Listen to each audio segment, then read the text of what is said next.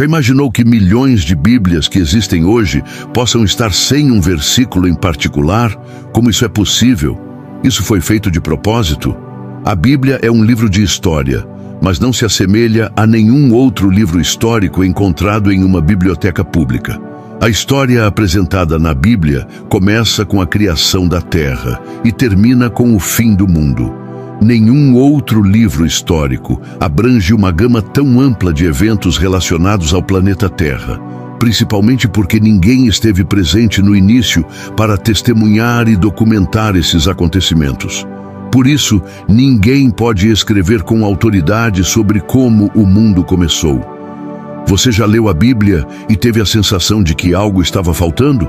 Pois bem, e se eu te dissesse que o versículo de Mateus 17:21 simplesmente não está em muitas Bíblias modernas? Isso mesmo, um versículo inteiro está ausente. O que está acontecendo aqui? Vamos começar lendo Mateus 17:21, na versão Almeida Revista e Corrigida, ARC, ou na King James. Mas esta casta não se expulsa senão pela oração e pelo jejum. Esse versículo nos lembra o poder da disciplina espiritual, a oração e o jejum juntos. Porém, se você abrir traduções mais recentes, como Nova Versão Internacional, Nova Tradução na Linguagem de Hoje, Nova Versão Transformadora, English Standard Version, New American Standard Bible, Christian Standard Bible, você não encontrará este versículo. Em vez disso, pode aparecer uma nota de rodapé, dizendo algo como: alguns manuscritos não incluem este versículo. E é aí que começam as perguntas. Quais manuscritos? Por que algumas Bíblias incluem o versículo enquanto outras o omitem? Isso significa que não podemos confiar na Bíblia?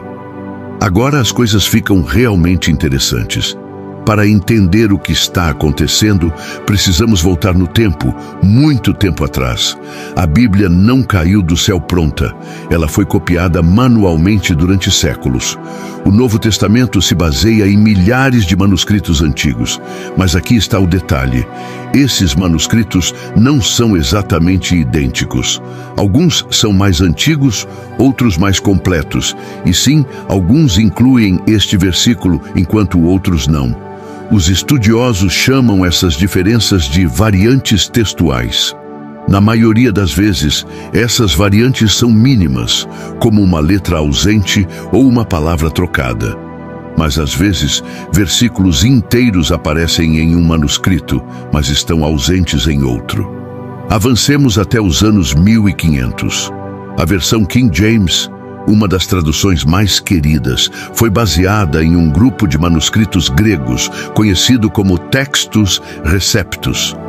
Esses manuscritos incluíam Mateus 17:21. Porém, no século XIX, estudiosos descobriram manuscritos mais antigos, como o Codex Sinaiticus e o Codex Vaticanus, que datam do século IV. Estes manuscritos não incluíam o versículo. A pergunta que surge é: quais manuscritos são mais confiáveis? Os que incluíram o versículo ou os que não? Aqui é onde reside o debate. Alguns acreditam que o versículo foi adicionado posteriormente para destacar a importância do jejum. Outros argumentam que ele foi omitido acidentalmente nos manuscritos mais antigos. O impacto disso é grande, pois esse versículo influencia diretamente como encaramos a batalha espiritual. Trata-se de uma questão séria, porque envolve as próprias palavras de Jesus.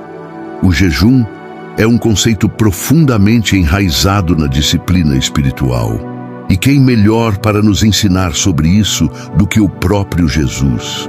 Jesus via o jejum não apenas como uma obrigação religiosa, mas como algo muito mais profundo e significativo. Este versículo específico é uma resposta a uma situação em que os discípulos não conseguiram expulsar um demônio de um menino.